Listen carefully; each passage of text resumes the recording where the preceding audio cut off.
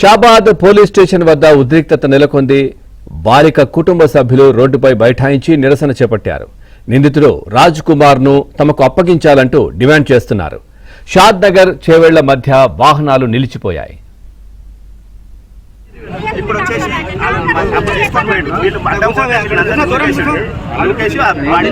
సర్పంచ్ కూడా తోడున్నది. ఇప్పుడు గ్రామ సర్పంచ్ ఊరికి ప్రొటెక్ట్ చేయాలి. ఆయన ఏం చేసి పోలీసులు ఇప్పుడు వచ్చేసి వీళ్ళు సర్పంచ్ కూడా తోడున్నది. ఇప్పుడు గ్రామ సర్పంచ్ ఊరికి ప్రొటెక్ట్ చేయాలి. ఆయన ఏం చేసి పోలీసులు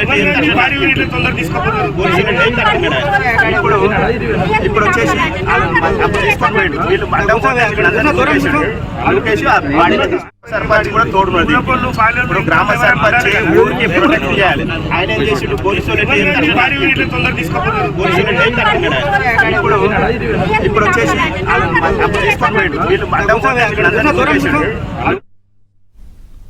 రైట్గా ఓవరాల్ గా ఈ అంశానికి సంబంధించి మరింత సమాచారాన్ని మా క్రైమ్ కరెస్పాండెంట్ మణికంఠ అందిస్తారు. Manikanta, over to you.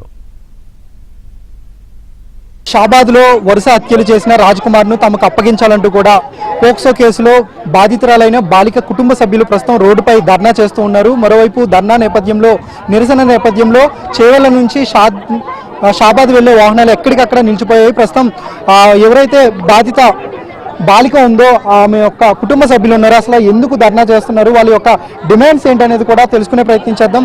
అన్న చెప్పండి, అసలు ఎందుకు ధర్నా చేస్తున్నారు, అసలు ఏం జరిగింది? నిందితుడు రాజ్ కుమార్ అని ఒక కుటుంబం మొత్తాన్ని తలలు కోసి చంపేసింది. అదేంటంటే అబ్బాయి వచ్చేసి షాబాల దయాలగూడెం యాక్చువల్గా అనేది ఈ షాబాలు వచ్చి బతుకుతున్నాడు. ఇక్కడ ఇంటి పక్కన మా అక్క వాళ్ళ ఇంటి పక్కనే ఉంటుండే. వాళ్ళు ఏం చేసిరంటే ఇంకా కొంచెం ఇంటి పక్కన ఇల్లే కదా అని చెప్పేసి కొంచెం ఉన్నారు మంచిగా, అందరు మాటలు చేతులు మంచిగా ఉన్నాయి.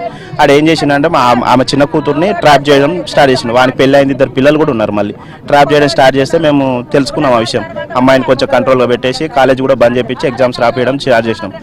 ఎగ్జామ్ అక్కడక్కడ బయట కాపు కాస్తుండే, అంటే బయట వెయిట్ చేస్తుండే ఈ అమ్మాయిని ఎక్కడ బస్ దిగితే ఎక్కడ ఎక్కుతుంది, ఎక్కడ కాలేజ్ దగ్గర అట్లా వెయిట్ చేస్తుండే. కాబట్టి కాలేజ్ మానేపించినాం ఎందుకైనా మంచిదని. ఇంకా ఒకరోజు ఎగ్జామ్ రాయడానికే 16th May ఎగ్జామ్ రాయడానికే అట్లా వెళ్ళింది. అక్కడ శంషాబాద్ వెళ్తే ఆడు వెయిట్ చేస్తుండే అక్కడ ఎగ్జామ్ హాల్ దగ్గర. అమ్మాయి బయటికి రాగానే బ్లాక్ ఫేమ్ వేసుకొని ఒక కార్ వేసుకొని పక్కన ఉంది. ఇంకా అమ్మాయి బయటికి రాగానే పట్టుకొని పారిపోవడం స్టార్ట్ చేసిండు, గుంజుకోపోవడం రోడ్డు పోతే. మా అక్క దగ్గరనే ఉంది ఎగ్జామ్ రాయడానికి వెళ్ళి. ఆమె ప్రొటెక్ట్ చేయడానికి వెళ్తే ఆమెను ఏమన్నాడంటే, వీడు నీ మొగని చంపేసిన, మీ అందరిని చంపేస్తా, మీరు ఎవడేం చేస్తాడు, ఏ పోలీసు వాడు ఏం చేస్తాడు, పోలీసు వాళ్ళకి నేను ఏం చేయాలని అది చేస్తా, ఎమ్మెల్యే ఏం చేయడు, ఎవరేం చేయడు అని చెప్పేసి ఓపెన్ స్టేట్మెంట్గా చెప్పేసిండు.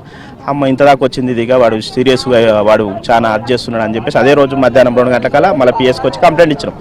అమ్మాయి మైనర్ కాబట్టి 17 years ఉంది, పోక్సో కింద దీన్ని సెక్షన్లు పెట్టి వాడు వేస్ట్ గాడాడు, పోలీసులు చెప్తారు వేస్ట్ గాడాడు అని మీద చాలా ఇట్లాంటివి వాడిని గట్టిగా వేసి లోపలేస్తా అని చెప్పేసి వాళ్ళే చెప్పారు. సరే పోక్సో కింద బుక్ చేసి అయిపోయింది, కస్టడీకి తీసుకోలే, వాని కనీసం ఎంక్వైరీ చేయలే, వాని సెర్చ్ చేయలే, వాళ్ళ ఫ్యామిలీ మెంబర్స్ దగ్గరికి పోయి వాళ్ళని తీసుకొచ్చి కౌన్సిలింగ్ కానీ ఇంకేమైనా చేయలే, వాని పిలిపియలే, వాని ముఖమే చూలేయలే. అయ్యా వారం అయిపోయింది, నెలకు దగ్గరకు వస్తుంది. మేము అడుగుతున్నాం మధ్యలో ఏమైంది, ఇన్ని రోజులు అవుతుంది కస్టడీ తీసుకోలేదు, కనీసం రిమాండ్కి తీసుకొని కోర్టులో సబ్మిట్ చేస్తే ఆడు ఆల్రెడీ బెయిల్ తీసుకొని బయటనే ఉన్నాడు. నువ్వు ఆల్రెడీ మనిషిని తీసుకోపోలే, ఏం చేయలే, వీళ్ళే సృష్టించాను అంతే. ఎందుకంటే అప్పటికే సెటిల్మెంట్ అయిపోయింది వీళ్ళకి. ఎందుకంటే మమ్మల్ని సెటిల్మెంట్ చేసుకోమని చెప్పిన వాళ్ళు సెటిల్మెంట్ చేసుకోలేరు అని గ్యారంటీ ఏం లేదు. మమ్మల్ని మాకు చెప్తున్నారు, మాతో ఏమైనా మాట్లాడదామా మరి అన్నట్టుగా మాకు చెప్తుండ్రు. నిందితుడు రాజ్ కుమార్ పై గతంలో కేసులు ఉన్నాయంటున్నారు, ఎలాంటి కేసులు ఉన్నాయి? అది దొంగ, అదంటే నీ దగ్గర అప్పు చేస్తాడు, పైసలు ఇవ్వకపోవడం వల్ల నువ్వు కేసు పెట్టడం, అట్లా చాలా మందితో చేసిండాడు. ఆ కేసులు పోలీసులు చెప్తారు, వాడి గురించి చరిత్ర అంతా పోలీసులు చెప్పారు. మాకు అప్పుడు తెలుసు వీడు ఇట్లాంటి వాడు అని పోలీసులు చెప్పినాకనే వాడు అలాంటి క్యాండిడేట్కి వీళ్ళు ప్రొటెక్షన్ ఇస్తారు. పోలీసులు ఏం చెప్తున్నారు? రాజ్ కుమార్ కూడా తన తల్లిదండ్రులకి కాల్ చేసి నేను కూడా చనిపోతున్నా అని చెప్పి అంటున్నారు. సో పోలీసులు రాజ్ కుమార్ కోసం గాలింపు చర్యలు చేపట్టామంటున్నారు. సో మీరు రాజ్ కుమార్ ఎక్కడ ఉన్నారు అనుకుంటున్నారు? పోలీసులు ఏం చెప్తున్నారు ఓవరాల్ గా? ఇప్పుడు వాడు తప్పించుకోవడానికి వంద అబద్ధాలు ఆడతాడు. ఇంతకు గతంలో కూడా ఆడిండు, వాళ్ళకు కూడా తెలుసు ఆ విషయం.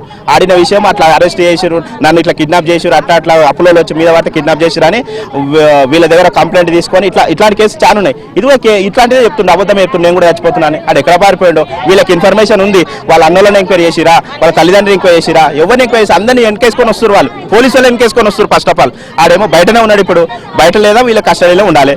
బయట ఉంటే ఎందుకు ఉండాలి? ఇప్పుడు వీళ్ళని చంపేసిన తర్వాత అమ్మాయిని తీసుకుపోయి ఇంత గ్యాప్లో అమ్మాయిని ఆడ చంపేసిందంటే ఇక్కడ 20 మంది రానికనే టైం ఉంది.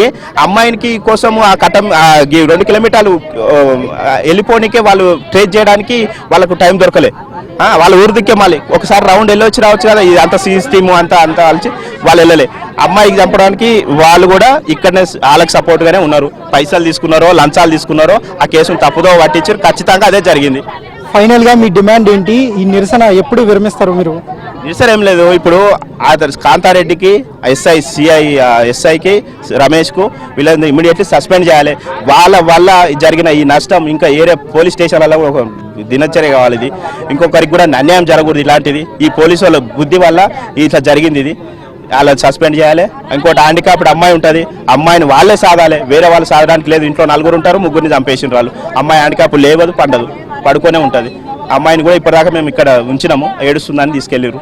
ఇప్పుడు వాళ్ళ సాదాలే, వాని కూడా నిందితుడిని మాకు అప్పచెప్పాలి ఇప్పుడు ఇమ్మీడియట్లీ. రాజ్ కుమార్ అత్యంత దారుణంగా పాశవికంగా పక్క ప్రణాళికతో ఈ దారుణ హత్యలకు ఒడిగట్టాడు. ఇదంతా కూడా పోలీసుల నిర్లక్ష్యం వల్లే జరిగింది. తమకు రాజ్ కుమార్ని అప్పగించాలి, లేదంటే రాజ్ కుమార్ను కఠినంగా శిక్షించాలంటూ కూడా ప్రస్తుతం ఎవరైతే బాధితులు ఉన్నారో వాళ్ళంతా కూడా రోడ్డుపై నిరసన చేపడుతూ డిమాండ్ చేస్తున్నారు. Video journalist Mohan.